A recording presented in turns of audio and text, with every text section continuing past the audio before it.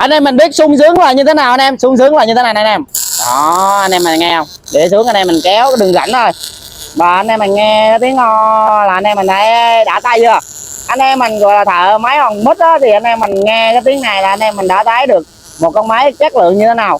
Nó sẽ gọi là đưa đến cho anh em mình. Và em cũng không hiểu vì sao anh em mình lại sợ một cái dòng máy hòn mít như vậy.